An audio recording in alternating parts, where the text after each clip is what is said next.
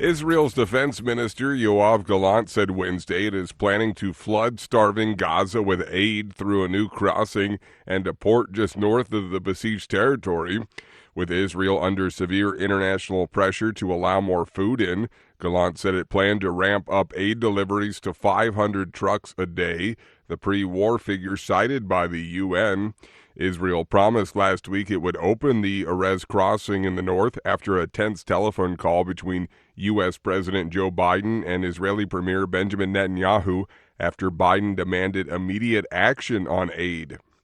An Israeli missile strike in Gaza has killed 3 sons of Hamas's political leader. Linda Gradstein reports for VOA from Jerusalem. Hamas political leader Ismail Haniyeh said Wednesday that an Israeli airstrike killed 3 of his sons and at least 2 of his grandchildren. The Israeli army confirmed that it was responsible for the attack, saying all 3 were active in Hamas. The army did not say where the strike took place, but Haniyeh said it was in the Shati refugee camp where they lived. In an audio interview with the Al Jazeera news channel, Haniyeh, who is based in Qatar, said the killing of his sons would not affect Hamas's positions on a deal for a ceasefire in exchange for hostages. Linda Gradstein, VOA News, Jerusalem. Hamas is a U.S. designated terrorist group. The president of the European Parliament welcomed the adoption of a revamped migration system for the bloc on Wednesday by EU lawmakers, which the pro-EU political center promises would reduce irregular arrivals. We have acted and we have delivered on one of the main concerns of people across Europe.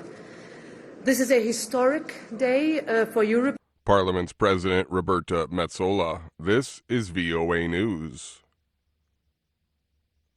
U.S. President Joe Biden said Wednesday he was considering a request by Australia to drop the prosecution of WikiLeaks founder Julian Assange on espionage charges.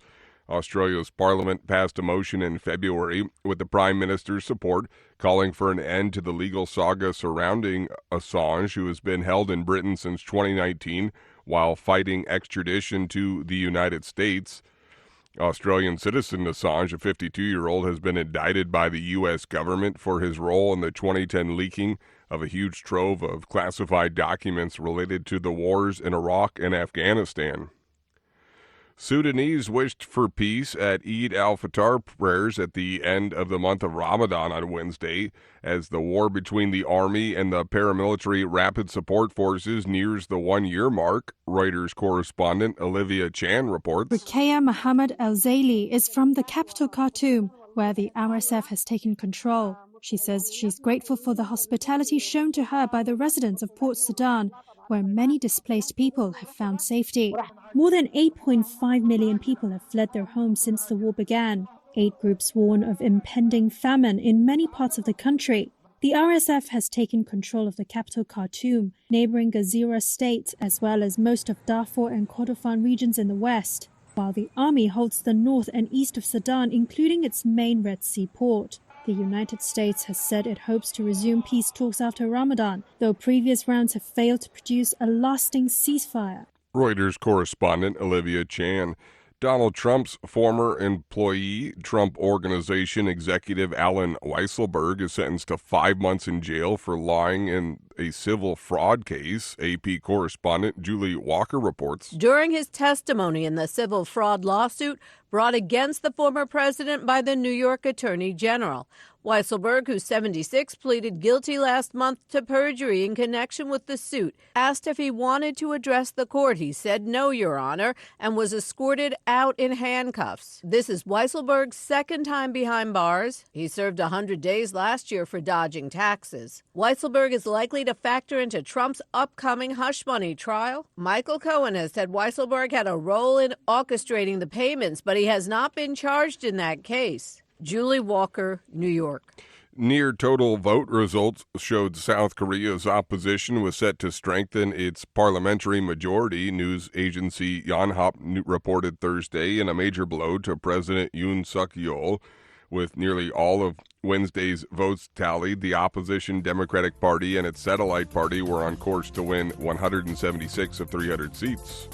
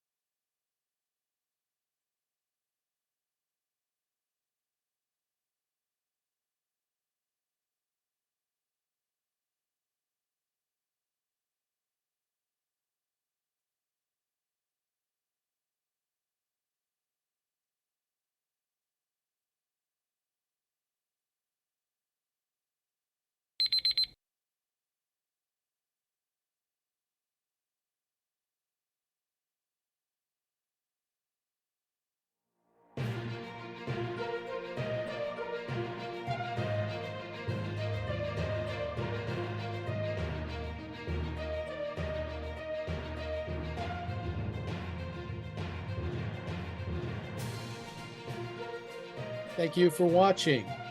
Can you do me a favor? Please leave a comment in the comments section below. That would really help. Thank you, and see you again soon.